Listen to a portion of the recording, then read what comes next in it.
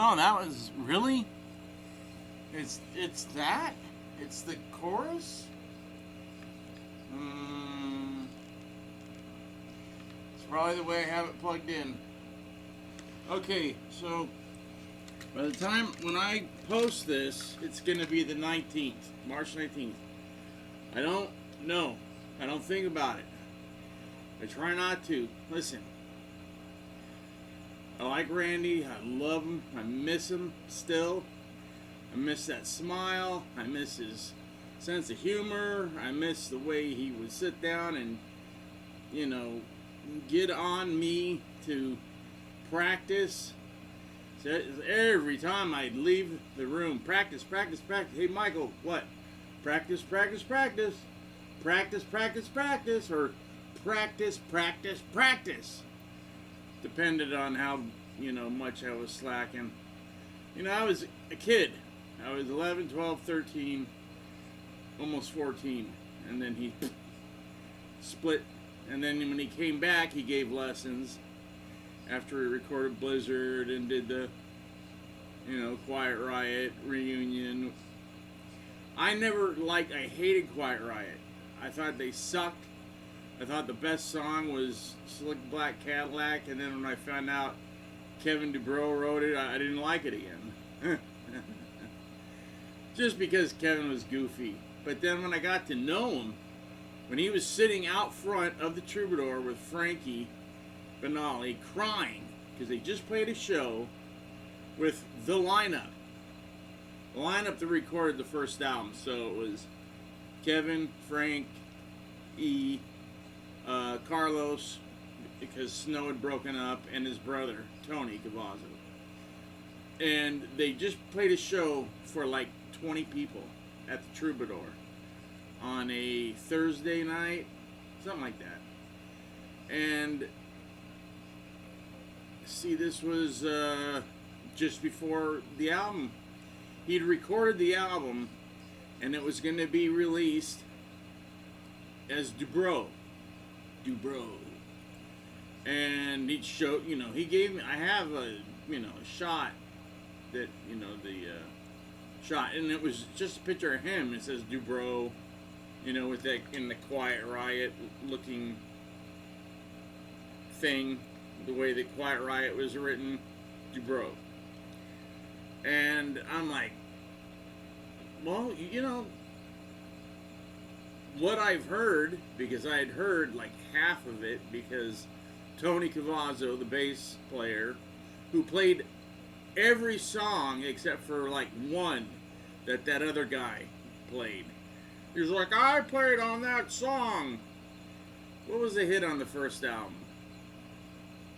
It's not Mama, We're All Crazy Now. It's Mental Health. Okay, so Mental Health. That guy played on that. Can't remember his name because I really don't care anymore. I mean, this is stuff that I was like way into and I knew everything about when I was 15, 16, 17, because it was happening. It was right then it was happening. I was going through it when it was happening. I'm old now. I don't really care. I mean, it's not like I don't care. It's just I'm not that into it. Like, there was a guy, there's this, you know, been this bootleg floating around, and it's always the same color, white and orange. And it used to have a picture of Randy with the Les Paul in his Quiet Riot get-up. And some of it's him, because he did some studio stuff. And some of it was some experimental, because they were really pushing disco. So they went ahead and did it with no vocals. I don't think there was any vocals on any of them. There could have been. I don't really remember, because I haven't listened to it in a long time, because I have it on record, on vinyl. Because I just picked it up for like $1 at this place called Turning Point, where everybody went to buy records. Anyway, so someone posted that they did 20 years ago. They picked up the CD and they were so glad they did it. Okay, well, that's great, because some of it is Randy and a lot of it isn't. But at least you got some, and it's cool. It's something if you're a Randy fan and you want to hear. Oh, that's cool. But he's not doing anything, you know, shreddy or crazy. It's cool, but a lot of it's disco and some of it's just, you know, pop. They were trying anything. And this was like the last gasp of a dead band. And believe me, I know how that goes, because I did the same thing with Fatal Attraction. We took off the makeup. First, we lost our audience. So we're like selling out every club in Hollywood. Then we couldn't do it anymore. And so we really didn't want to go to any other states, because they're like, come out here, we're like, The singer already took out all of his extensions, because he had extensions. He could never get his hair grow past this, like this long. But he can get a beard to grow down to here. Wow. Whatever. But anyways,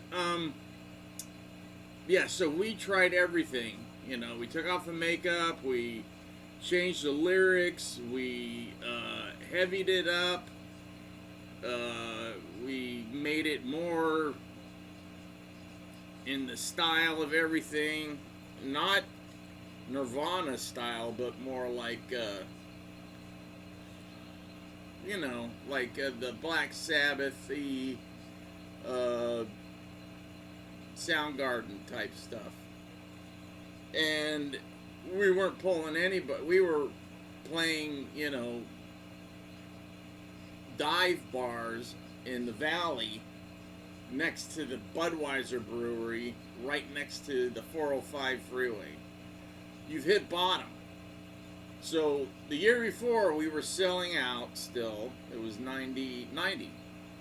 91, we're playing bars to people that we couldn't even get them to fart at us. So it was that quick. So, you know, we knew how it was to, okay, we're doing this, we're going to do this, we're going to take off the makeup, we're going to change everything, we're going to do this, we'll see what happens. And then I said, dude, I'm gone, I quit. And they're like, no, we got to do it. Nope, I'm done. And I had another band I was gonna do. I was doing the Randy Rhoads. I was getting ready to do the Randy Rhoads thing. Blizzard, the tribute, the first and only tribute at that time. And our first show was March 19th, 1992, 10-year anniversary. And we played it at a place in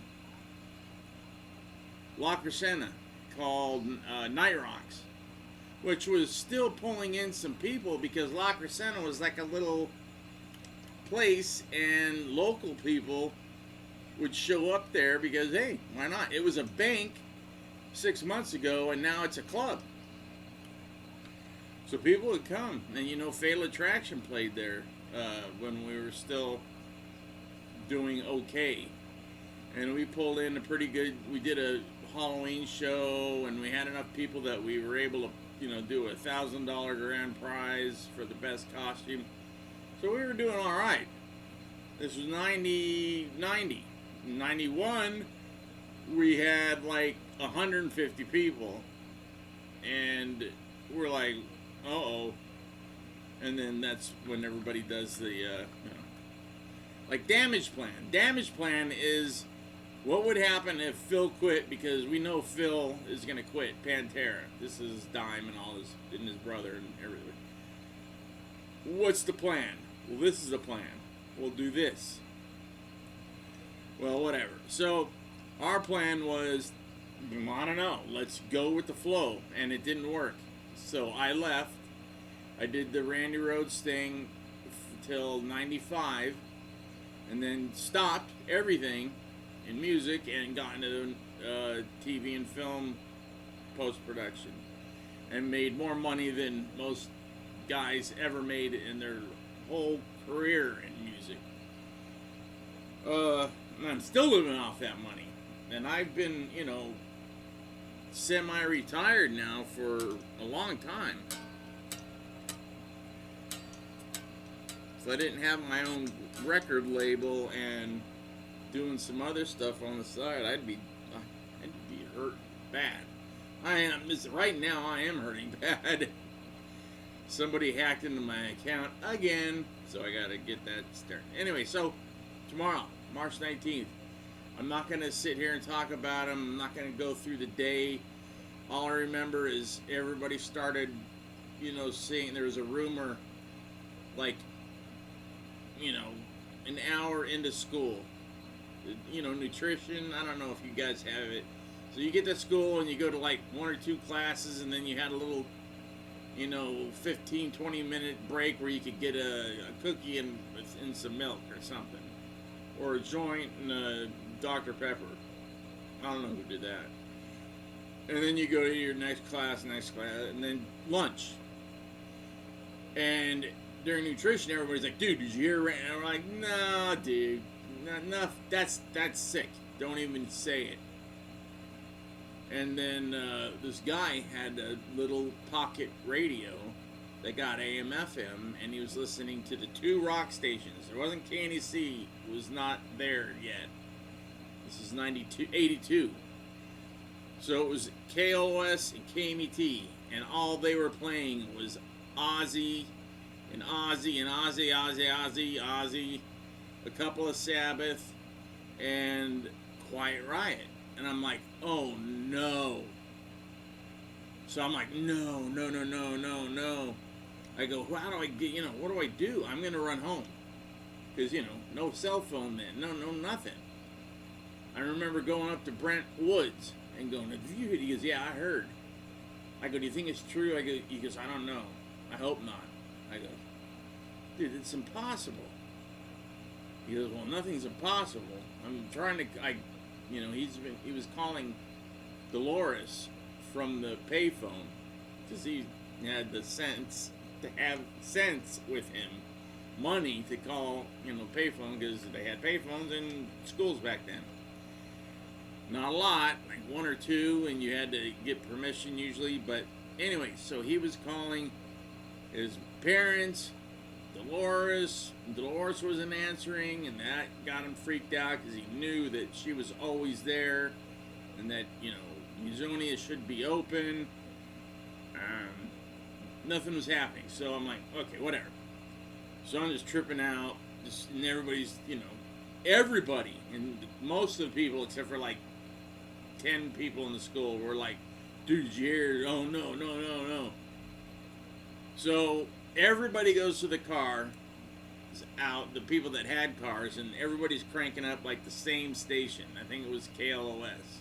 No, KMET, because they were more metal, more rock. And they're like, we're sorry to say that, the guitarist for Ozzy Osbourne was, in a crash. I can't even say it. I don't want it. It makes me sick. I start getting sick right now. Ugh. And I'm like, and the guy that I was sitting in the car with, and all the people around his car, they're like, I'm like, dude, can you take me home? He's like, right now? I'm like, yeah, please. Just take me home. And this was lunch. And everybody started leaving. A lot of people just splitting. I don't know if they were coming back or not, but I went home and I came into my room and just put on records, the Ozzy records that I had, and I had a couple bootlegs already, and the lesson tapes. I listened to those, and I just sat there. I cried. I sat there. I cried. I sat there. My friend brought over like a 6-pack. We had a couple of beers and talked a little, and then I went back in the room and just listened, and then I went to sleep. And then I was hoping to get up the next day and it'd be like a bad dream, but guess what? It wasn't. So that's my story, and I don't want to talk about it really anymore because it's horrible. It's a horrible thing to think about. So when people are always like, oh, I miss him, or oh, God bless, or R.I.P. No. I pretend he's still on tour somewhere because I'm nutty. And to me, that's easier to handle. So I'm going to play real quick because I'm going to have to stop real quick because I've taken too long already. But here we go. So I'm going to play a little bit, just go through some stuff. I don't know. I'll start with that, and we'll go from there.